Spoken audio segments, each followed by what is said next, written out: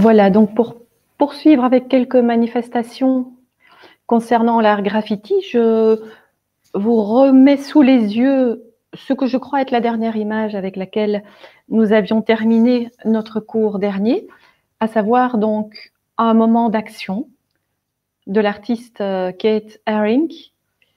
J'ai un moment d'action parce que c'est véritablement une image qui le montre présent dans un espace public et pas dans n'importe quel espace, par rapport au mur de Berlin en 1986, là où il a déployé ces signes, donc ces manifestations très reconnaissables, très singulières pour évoquer l'humain. Donc, vous le voyez en train de déployer son écriture, pourrait-on dire aussi, le dessin et l'écriture ont ça de commun, c'est de venir déposer une trace. Donc c'est de là que pourrait venir l'étymologie du terme graffiti, graphein, écrire, dessiner, graver, creuser. Mais ce que je crois nous avions évoqué pour terminer aussi, c'est que ce type de manifestation relève d'un art qui est dit éphémère, puisque il n'y a pas véritablement un élément qui va protéger l'intervention de l'artiste. N'importe quelle personne pourrait venir effacer ou superposer à ce travail d'autres signes, modifiant comme ça l'intention initiale de Kate Haring. Ce qu'on peut aussi nommer du street art. Il faut savoir que dans certains lieux, dans certaines villes, certains centres urbains, il y a aujourd'hui des espaces qui sont complètement dévolus, qui sont réservés à la participation, comme ça, de la création immédiatement dans le lieu, in situ, pourrait-on dire, avec une forme là de lecture qui est faite par le passant, mais sans nécessairement vouloir à tout prix effacer ou redonner. Quand on a parfois des tags, donc des manifestations un peu sauvages, on vient recouvrir de peinture l'élément. Mais là, il y a des zones maintenant qui sont vraiment des espaces ouverts à la création et qui sont respectés comme tels. À Bruxelles, il en existe notamment. Donc, la notion de l'art éphémère, qui peut s'avérer être une caractéristique de l'art aujourd'hui. Donc, voilà, on l'avait lu, mais je le redis. Une fois que l'artiste a posé son œuvre, celle-ci n'est nullement protégée de l'action d'autres artistes de rue, des caprices du climat ou d'autres éléments susceptibles de le détériorer. Les œuvres sont donc éphémères. Comme les surfaces les mieux situées sont peu nombreuses, on assiste à des repassages de la part d'autres artistes graffeurs. Kate Haring, donc, en a fait les frais lorsqu'en 86, il est invité à venir graffer une section du mur de Berlin. La journée était nécessaire pour réaliser la fresque et par la suite, donc, il y a des personnes qui sont venues surapposer d'autres signes à son travail. Alors, si on poursuit justement une approche d'une autre personne, je vous mets ici volontairement deux images l'une à côté de l'autre, deux images en regard. L'idée n'est pas du tout de les opposer, c'est au contraire de vous montrer une inscription de l'image dans l'espace, d'ici directement positionnée sur un mur, sur une façade de bâtiment, et pratiquement un sujet similaire. Vous voyez un corps qui se lit, donc soit accroché vraiment au rebord de la fenêtre dans l'image de gauche, et puis deux images, si vous regardez bien, deux rectangles blancs placés entre des baies où on a des corps qui donnent la sensation de grimper. Donc un corps suspendu dans la première image et deux corps qui grimpent de l'autre côté.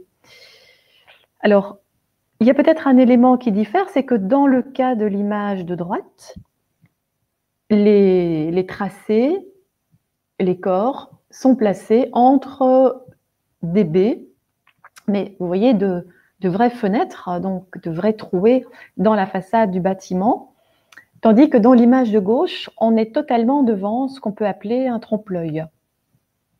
Donc un leurre complet. La structure du mur est pleine et le dessin, le tracé, donne l'impression qu'il existe à cet endroit-là une fenêtre et même que deux personnes s'y retrouvent, l'un d'eux passant la tête, mettant la main au-dessus des yeux, cherchant ou regardant au loin, tandis qu'un corps est suspendu. Donc on a le travail de deux artistes différents. Voilà, celui de gauche, et en élargissant aussi un petit peu l'image, vous voyez le contexte. Donc on est en espace urbain. Et il s'agit d'une manifestation réalisée par Banksy, faisant aussi partie de ce qu'on appelle l'art dans la rue, l'art dans l'espace, le street art. Alors Banksy, volontairement, est une dénomination qui renvoie à quelqu'un qui est créateur, mais à quelqu'un, à quelqu'une, à plusieurs personnes, ça peut être un collectif. L'idée pour Banksy, c'est de ne pas se laisser voir. En quelque sorte, il reste un peu anonyme, masqué derrière cette appellation, intervenant de manière multiple à différents endroits, même du monde. Tandis que de l'autre côté, l'autre partie que je vous montrais, c'est également par le biais de la photographie qu'on peut en avoir une vision.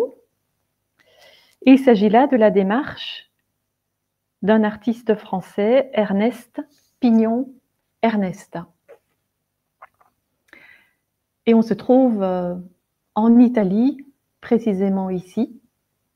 Alors je vous glisse ces deux images parce que on pourrait avoir tendance à amalgamer cette manière d'intervenir dans l'espace public en déposant un tracé sur l'image. Et les deux personnes agissent de façon différente.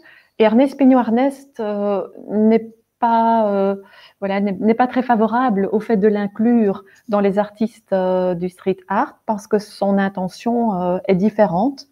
Il va s'en manifester. Alors, aussi la manière de procéder, il ne vient pas dessiner directement dans l'espace, il colle des documents. Donc, il colle des papiers presque proches de la sérigraphie, qui fonctionnent en fait pratiquement comme des affiches. Alors que du côté des artistes du street art ou de l'art graffiti, ils viennent directement dessiner sur le panneau, sur la façade, sur le mur, etc. Donc, le procédé n'est pas tout à fait le même. La conception d'Ernest Pignon-Ernest se fait d'abord dans son atelier. Donc les projets initiaux, les sujets, leur traitement graphique, c'est réalisé dans l'atelier. Et puis il fait des tirages. Et ces tirages, papier, sont à un moment donné disposés, collés dans le lieu public. Donc la manière de procéder n'est pas la même, hein. Je reprends un petit extrait d'une réflexion d'une sociologue au niveau de l'approche artistique aujourd'hui, donc Nathalie Henning, le triple jeu de l'art contemporain. Et elle note ceci: ainsi s'imposent à partir des années 70 les termes de performance, mise en scène éphémère engageant le corps de l'artiste, les termes donc d'installation, assemblage d'objets, à mesure que se répandaient ces pratiques multimédia aux frontières des arts de l'image, des arts du spectacle, de l'audiovisuel, utilisant aussi bien le dessin, la peinture et la sculpture que les objets du quotidien, la scénographie, les sons, les gestes, le paysage, le corps, la musique, la photographie, la vidéo. Il s'agit dans tous les cas de construire une situation inédite, visant à subvertir la relation ordinaire au quotidien en produisant une charge émotionnelle. Par exemple, automutilation. Elle cite Gina Pane, qui est une artiste franco-italienne. recomposition d'un espace par des bandes rayées, l'artiste français Daniel Buren, collage d'images dans les rues, Ernest Pignon-Ernest. L'artiste est-il alors plutôt peintre ou sculpteur, acteur ou scénographe, architecte ou urbaniste, photographe ou poète? Le terme de plasticien, entre guillemets, s'est imposé pour unifier ces approches, radicalement démarquées de l'art de fabriquer des images en 2 ou 3 dimensions. Nathalie Henning souligne aussi le fait qu'aujourd'hui, l'artiste ne se définit plus dans la maîtrise d'une technique. Donc, on ne dit plus « il est peintre, il est dessinateur, il est graveur ». Il travaille une multitude de médias ou de médiums. Il met en œuvre des formes interdisciplinaires. Il peut travailler seul, il peut par moments se joindre à des collectifs. Donc, il y a des manières multiples de proposer un sujet, une image à caractère artistique et de trouver le moyen d'interagir avec le public. On peut toujours préserver la présentation en galerie ou en musée ou lors de manifestations, je dirais, de biennales, par exemple, de triennales d'art contemporain, de foires, etc. Mais aussi le fait de pouvoir simplement s'inscrire là où les gens vivent, là où les gens cheminent, c'est-à-dire dans les espaces publics, dans la rue. Donc Ernest Pignon-Ernest fait ce choix-là, s'engage pour sortir l'image d'un lieu, je dirais, confortable de regard, la mettre, cette image, dans l'espace par où tout le monde passe, donc en sachant bien, soit l'image va rester, elle va rester longuement parce que les personnes vont ou ne pas la voir ou la respecter, ou l'image va disparaître très vite parce que certains vont la déchirer, vont l'emporter, ou parce que les conditions climatiques vont faire que le papier, que la matière ne va pas rester présente et lisible suffisamment longtemps. Donc Ernest Pignon-Ernest s'inscrit également dans la notion de l'art éphémère. La spécificité chez lui, il dit « Mon travail, c'est l'appréhension d'un lieu dans lequel j'installe une fiction ». Les artistes aussi graffeurs du street art peuvent avoir une connaissance extrêmement développée, mais pas nécessairement d'une manière classique, sur les sujets qu'ils traitent, sur les références de l'histoire de l'art qu'ils ont parfois, parce qu'ils peuvent fréquenter aussi les musées. Mais Ernest Pignon-Ernest a un cheminement historique extrêmement intense, historique, sociologique. Donc, s'il décide d'intervenir dans un lieu, il s'intéresse au lieu, il s'intéresse à la ville, il s'intéresse à la rue, il s'intéresse peut-être à un numéro précis, il s'intéresse à une personne, il en connaît l'histoire, et il va chercher à traduire cette personne avec un portrait qui lui soit le plus fidèle possible. C'est ça qu'il évoque. Il installe une fiction, donc il va établir une relation entre un moment de l'histoire de l'endroit et l'actualité, donc le jour ou le mois pendant lequel donc, le visiteur se promène et peut être confronté à une image qui évoque un temps antérieur. Donc il établit une relation, il crée une fiction, donc il fait un lien entre aujourd'hui, l'aujourd'hui où je regarde l'image, et ce que cette image convoque, évoque. Mais par quel miracle l'épiphanie, donc la venue au jour, la naissance d'une image sur papier, fait-elle tout à coup, de la rue où elle est collée, une sorte de scène où se joue l'acte même de représenter et un lieu crucial d'émergence pour des représentations collectives refoulées? Qu'est-ce qu'une œuvre qui parie sur l'éphémère pour vaincre l'oubli? Son idée est de raviver des sujets, des personnes qui peuvent avoir joué un rôle important dans l'histoire, dans la société, qui peuvent avoir disparu parce que les idées véhiculées par cette personne dérangeaient. Donc, comment le dire? Si vous prenez un écrivain, Si vous prenez, je sais pas moi, une personnalité importante, comment le mettre ou le remettre dans l'espace public par l'intermédiaire d'une image et solliciter peut-être une connaissance, une réflexion, un intérêt nouveau pour celui qui passerait par l'endroit où se trouve le dessin. Voilà, pour prendre un autre exemple, en 1988, Ernest Pignon-Ernest, toujours en étant en Italie, à Naples précisément, est venu chercher dans une pietà, donc dans une peinture qui proposait donc la mère, Marie, dans sa désolation, dans sa tristesse profonde, portant dans ses bras, reposant sur ses genoux, le corps mort de son fils. Donc Ernest Pignon-Ernest vient chercher le corps du fils mort, le corps du Christ, le dessine, mais il dessine à grande échelle, pratiquement comme un corps réel, et il se sert dans cette rue, au niveau pratiquement de la hauteur du trottoir, vous voyez, comme d'une découpe d'un élément rentrant, comme on pourrait dire comme d'un grand soupirail, et il va venir installer son dessin, donc les tirages qu'il a fait de ses dessins, dans le lieu, et la feuille de papier revient, est collée, revenant sur la bordure. Donc c'est comme si vraiment le corps du Christ, donc extrait d'une peinture ancienne, était là comme une personne qui dormirait à l'intérieur de l'espace. Donc si vous voulez, le corps est, lui, détaché de son contexte d'image ancienne.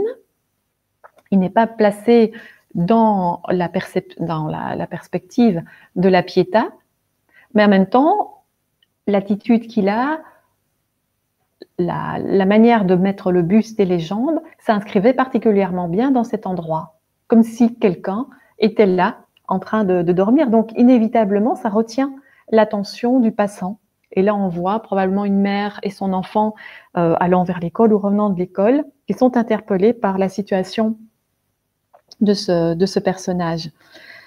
Ce qui est peut-être aussi différent, c'est dans la manière de dire. Donc, si vous voulez, Ernest Pignon-Ernest a vraiment un travail du dessin qui est un travail totalement académique. C'est quelqu'un qui a une manière de traduire le sujet en ayant un sens d'une représentation extrêmement stupéfiante et totalement liée à une maîtrise de la pratique du dessin, de la forme qu'il élabore très, très lentement. Ce qui n'est pas le type de signe qu'on va retrouver chez les artistes graffeurs, qui eux vont opérer plutôt dans la rapidité, un signe qui est synthétique, qui va devoir désigner immédiatement, traduire une idée immédiatement, alors qu'ici, chez Ernest Pignon-Ernest, on est toujours dans la valeur de la représentation en tant qu'image. Ce qui est visé, c'est l'éphémère d'une relation entre un espace et une figure. L'impact du choc visuel que cette mise en rapport produit à un endroit donné sur l'espace et sur ses habitants.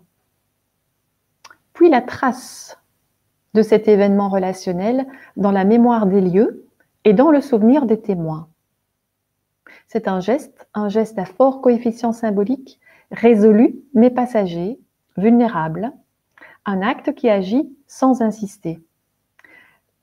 Donc, ce qui est mentionné là, c'est que Ernest Pignon-Ernest repère un endroit, s'intéresse aux personnes qui ont marqué l'endroit, choisit de restituer par l'image la présence de cette personne, la dispose, l'insère, l'inclut dans le lieu. Et puis, ce qui l'intéresse aussi, c'est ce qu'il adviendra dans la mémoire de ceux qui sont passés par là, qui se souviendront de cette personne qui avait été insérée à l'intérieur même de la ville. L'étendue dont Ernest Pignon-Ernest cherche à s'emparer serait celle à la fois spatiale et temporelle de la durée théâtrale, l'espace d'une représentation. Voilà, donc là, c'est ça que j'expliquais, son intention ne relève pas du même fonctionnement que celle des artistes graffeurs. Je vous montre encore ceci parce que si Ernest Pignot-Ernest a déployé, a repensé le propos du dessin de cette manière-là, c'est en ayant été fasciné par la personne d'Arthur Rimbaud. C'est le premier personnage qu'il va portraiturer et avec lequel il va décider d'intervenir à l'extérieur. Donc il va faire une multiplication de cette figure de Rimbaud sur papier et la nuit, avec voilà, des amis, ils vont placarder entre Paris et Charleville, Charleville-Mézières, la ville de naissance de Rimbaud, autant de fois, je ne sais pas vous dire, les portraits de celui-ci. Et si on voit justement une image où il y a un mur avec déjà des transcriptions, donc des tags, il y a déjà eu une affiche, et là-dessus vient se placer Arthur Rimbaud. Donc tout fonctionne, si vous voulez, dans la manière dont Ernest Pignot-Ernest vient intégrer son travail dans la vie, dans la dynamique, dans la volonté de l'expression de ses concitoyens. Arthur Rimbaud, que l'on présente comme étant peut-être l'expression même de l'être qui était en quête de liberté d'expression. Il est ici en cheminement. Et ça sera finalement l'attitude d'Ernest Pignot-Ernest qui va marcher dans les lieux et qui va venir donc placer ces travaux que progressivement on va reconnaître parce qu'il y a une démarche qu'il pratique avec fidélité. Mais ça, ce serait vraiment l'emblème de son travail, ce qui a donné l'impulsion de son travail. Donc voilà, de plus près, pour vous montrer donc ce portrait d'après photo de Rimbaud et qui va venir se placer, ponctuer un certain espace, une relation entre Paris et Charleville-Mézières comme premier moment du travail d'Ernest Pignot-Ernest. Alors, donc distinguant de cette manière de faire, je reviens à Banksy. Donc en vous rappelant, Ernest Pignot-Ernest n'est pas à inclure, il ne souhaite pas en tout cas, se retrouver dans l'expression donc de ces artistes art graffiti ou art street art, art de la rue, bien qu'il agisse dans l'espace public. Donc vous voyez directement, si je prends, je vous remets, c'est très similaire, hein, un tracé, mais vous sentez très bien que la manière de travailler la forme est d'une certaine façon beaucoup plus concise, comme si on avait un peu un rébus dans le cas de Banksy par rapport à la volonté d'une représentation très fidèle, établir le portrait, faire trait pour trait de la ressemblance avec la personne qui doit être reconnue, tandis qu'ici vous avez plutôt l'anonymat hein, de deux gamins. Donc l'un prêtant son dos pour permettre à l'autre de s'élever. Donc c'est ces deux enfants que Banksy est venu à la sauvette la nuit, dessinés sur le mur directement, donnant la sensation que celui qui est le plus haut va venir se saisir de cette bombe, alors qu'il est vraiment mentionné qu'il est interdit évidemment de graffer, que graffer est un crime. Donc Banksy se saisit de la réalité d'une inscription, d'un sigle sur la façade, et vient simplement y placer ces deux petits personnages. Donc, vous voyez, sa manière de faire est différente de celle d'Ernest Pignot-Ernest. Et on nous précise un peu ce jeu, en quelque sorte. Donc, c'est un jeu de piste dans lequel la ville devient musée. Pendant tout le mois d'octobre 2013, Banksy fait de New York à la fois son atelier et sa galerie d'exposition. Chaque jour, il peint un pochoir à l'abri des regards, avant que les New-Yorkais ne le découvrent au détour d'un mur, d'un rideau de fer, d'un vieux camion, déjà tagué, donc il peut utiliser différents types de supports.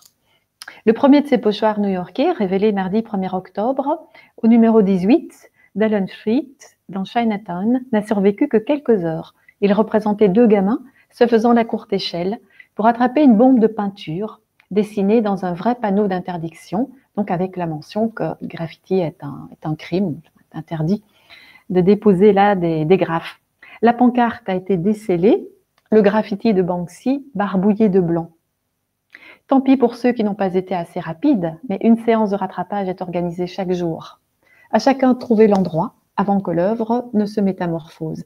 Donc c'est vraiment un plaisir qu'a Banksy de jouer à surprendre. Donc voilà, au détour d'un objet ou d'un angle ou d'une rue, on peut avec le temps arriver à reconnaître une proposition élaborée par Banksy, en sachant très bien que ça peut être véritablement très sommaire, très éphémère dans la manière de le décrypter, mais que tous les jours, donc, Banksy se prête à intervenir à un autre endroit du quartier.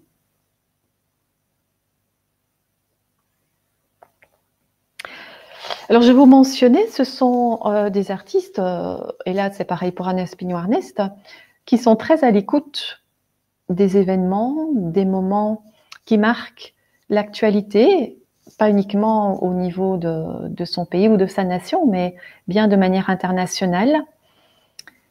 Banksy a un site internet sur lequel on peut découvrir au fur et à mesure ses interventions ou les sujets sur lesquels il réfléchit ou dans lesquels il s'engage.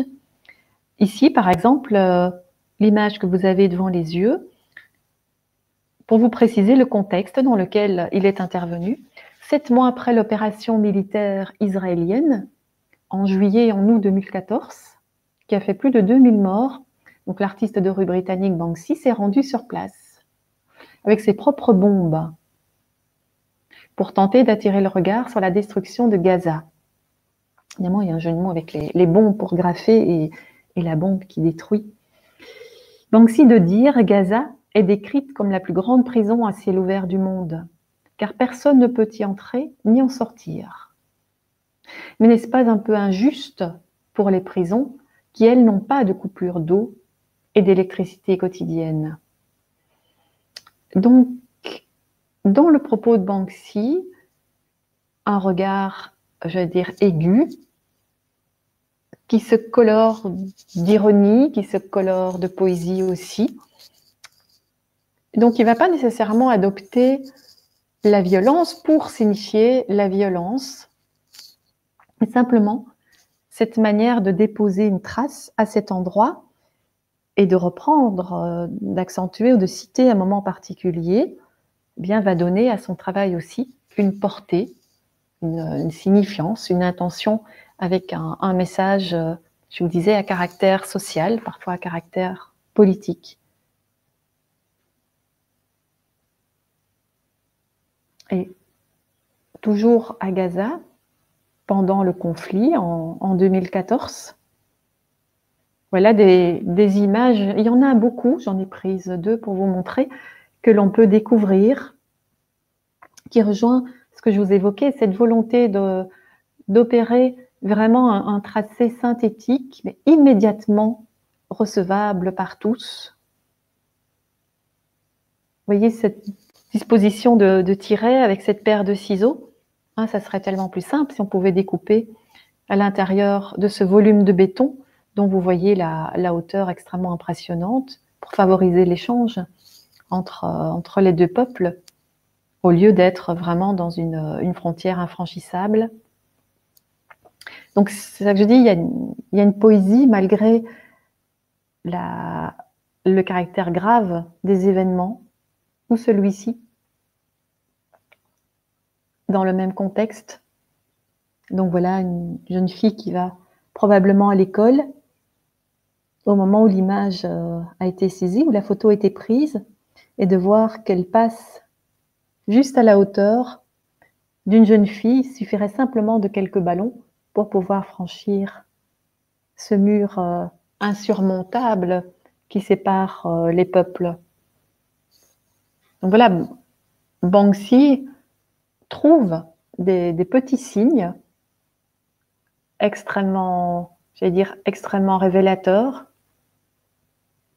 avec un caractère d'illustration qui parle à chacun, pour signifier, donc pour accentuer, pour souligner un moment grave de l'actualité politique, et à sa manière, donc par la proposition artistique, un peu comme disait Ernest Pigno-Arnest aussi, on peut garder en mémoire ce lieu on peut l'intégrer d'une autre manière que par des commentaires voilà, qui seraient militaires ou politiques, à travers simplement le choix, la relation que Banksy établit entre le signe, le motif et la réalité du terrain, si vous voulez, de l'endroit.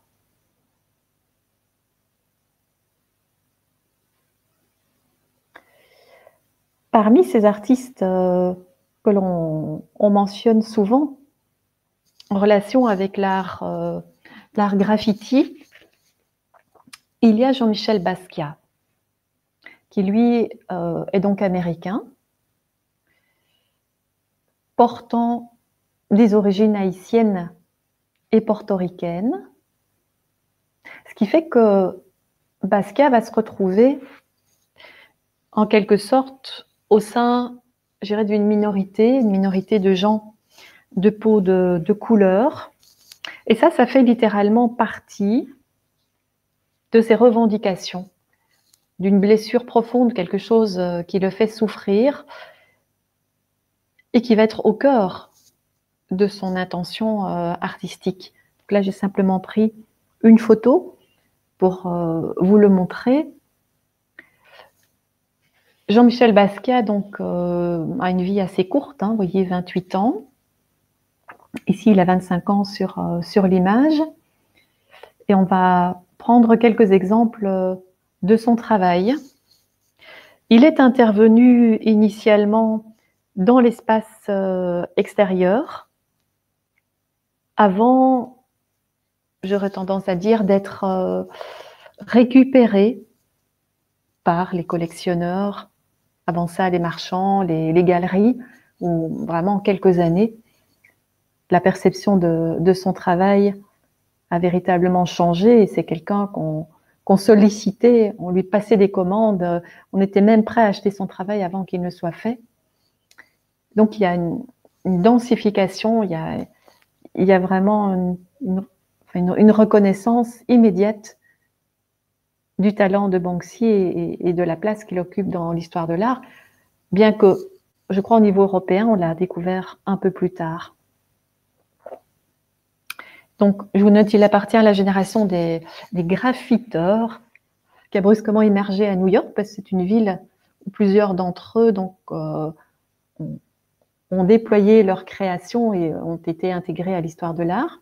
Ici, à la fin des années 70, c'est également New York, la ville où il décède en 88 d'une overdose, ce qui simplement vient justifier cette vie extrêmement courte.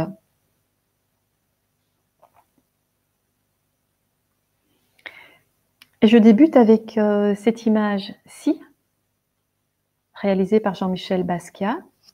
Donc, vous le voyez, il occupe la partie droite de l'image, tandis que la partie gauche, l'autre tête, l'autre visage, c'est Andy Warhol. Donc là, on a deux générations.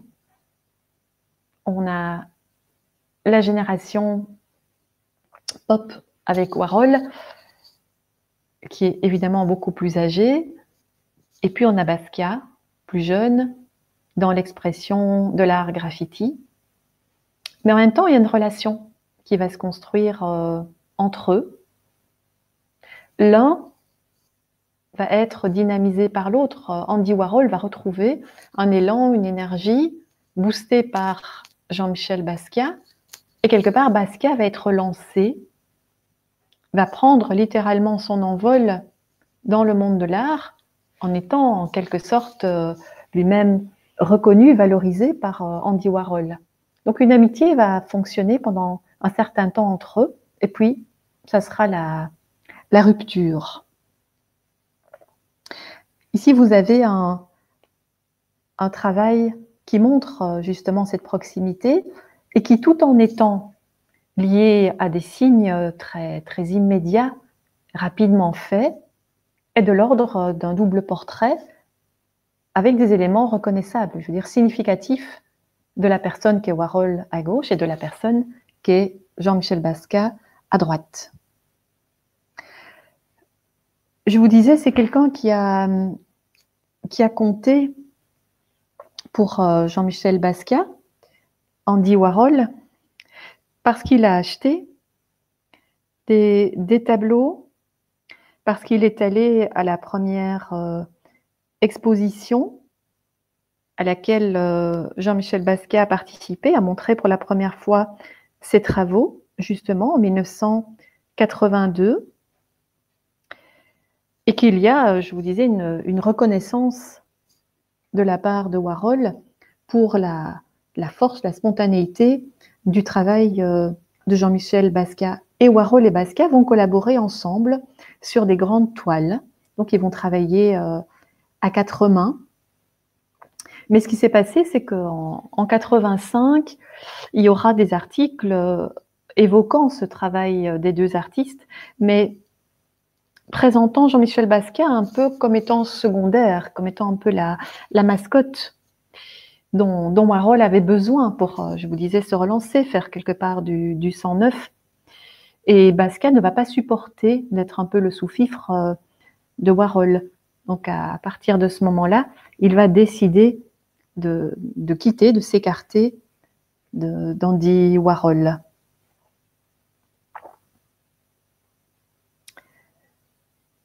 Un petit peu avant, 81, voilà un travail qui permet de comprendre le passage par rapport aux deux têtes. Vous voyez, l'organisation de l'image est assez différente. On a comme des cases avec un motif qui revient, qui est celui de la voiture, le motif de la lune. On voit comme un écran de télévision déployé à plusieurs reprises. Un travail avec des zones de couleurs, une gestuelle qui est très marquée, des inscriptions. Et cette image peut être mise en relation avec un événement qu'a vécu Jean-Michel Basquiat. Dans sa biographie, on raconte qu'étant enfant, il a été renversé par une voiture et donc il a fait un séjour assez long à l'hôpital.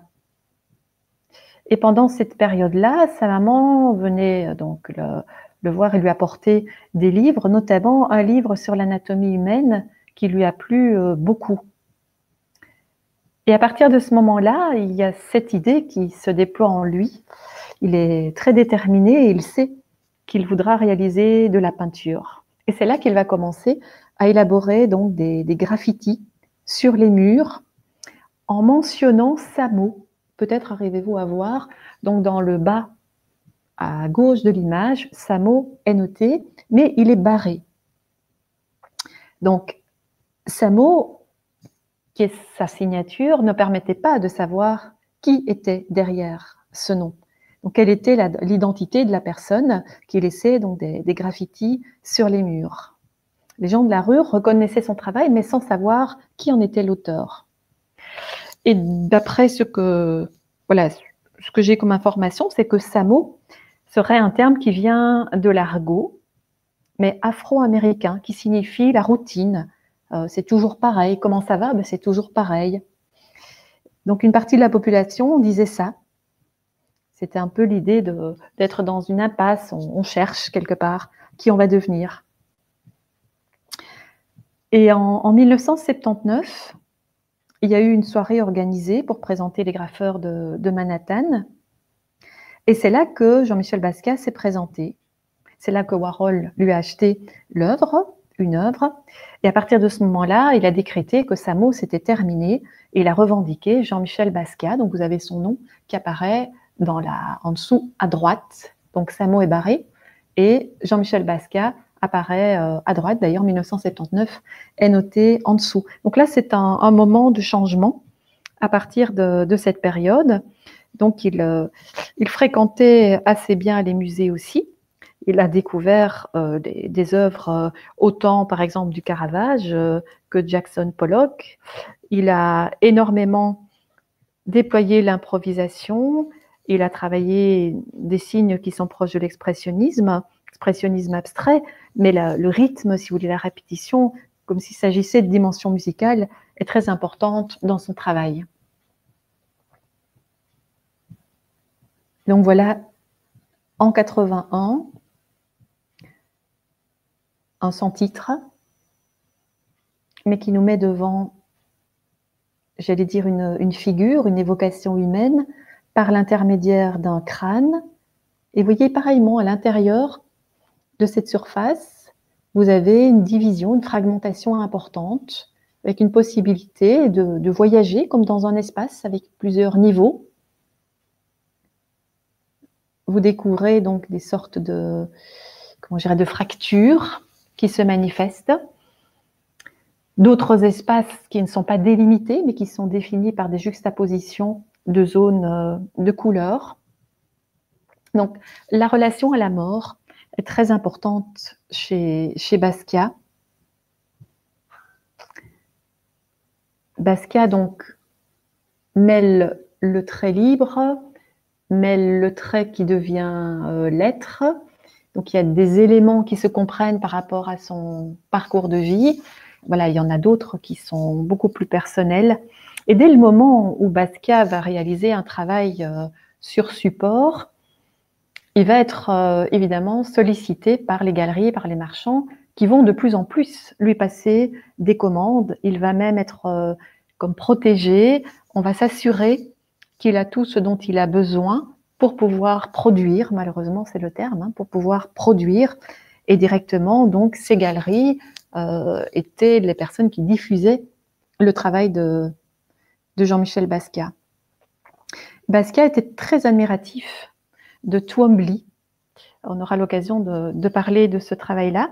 Et dans un film qui raconte sa vie, il décide d'aller parler à Twombly, d'échanger avec lui sur l'art.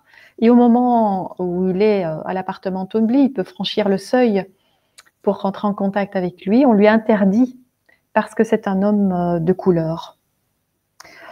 Et donc, au fur et à mesure, si vous voulez, d'événements comme cela, cette question d'une injustice va véritablement, ça va l'attrister profondément, ça sera sa blessure, sa souffrance, et ça sera toujours présent à l'intérieur de ses recherches. On peut voir que son travail, il est en même temps très intuitif, presque primitif. Il y a quelque chose d'une énergie très forte qui anime ces œuvres qui sont franches, qui peut-être se référerait à justement un art plus archaïque, lié peut-être à ses origines. Donc, il a dit vouloir lutter toute sa vie, enfin, même si sa courte vie, par rapport donc à la défense de certaines valeurs, mais aussi l'art pour lui n'est jamais une marchandise. L'art doit être apprécié à sa juste valeur et pas donc être dans cette production et même cet achat compulsif de la part des galéristes. Donc il y a plusieurs sujets avec lesquels Jean-Michel Basquiat va revendiquer sa manière de se placer dans le monde et de défendre le propos artistique. Donc les têtes de mort, comme on en a une ici, c'est pour lui à mettre en relation avec un manque de respect envers les hommes de couleur, une injustice, l'expression d'une ségrégation raciale, une maltraitance. Certains de personnes des mêmes origines que lui décédaient très régulièrement dans les rues, il affectait de manière extrêmement forte. Donc on retrouve plusieurs fois, et dans la même période, ces signes de personnages très primitifs avec donc les déformations, comportement expressionniste qui est très grand, ce monde qui est fragmenté, qui est en rupture, et de nouveau le personnage, c'est l'autoportrait, on le reconnaît bien, mais à travers cette volonté de revendication. Ce qui est assez fascinant, c'est d'observer de manière plus détaillée tous les éléments qu'il place. Donc, la forme géométrique, ouverte ou fermée, la répétition d'un motif, la sensation d'un espace-temps, ce rapport d'une grande frontalité de la personne qui est entre des espaces, entre des mondes. Donc, il y a une signification très personnelle, mais je crois qui est partageable et qui peut devenir totalement universelle par rapport à la manière dont il dispose des signes sur l'image.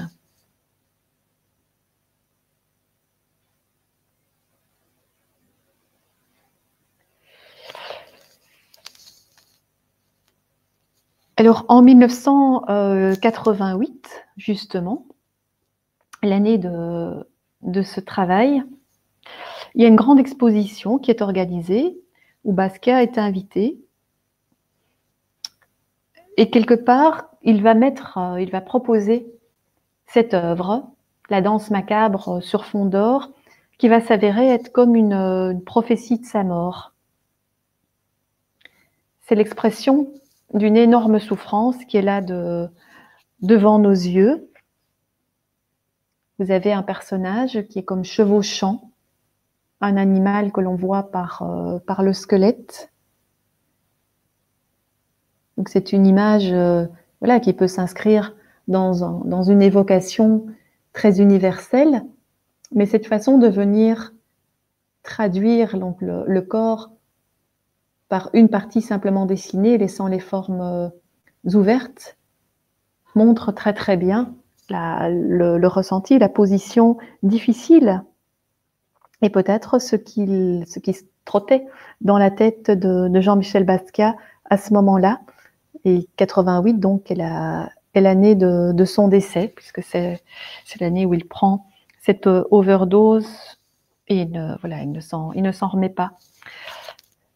Aussi, ce corps, je veux dire, cette personne, comme en même temps à nu sur cet animal construit par ses ossements, est placé sur un fond d'or.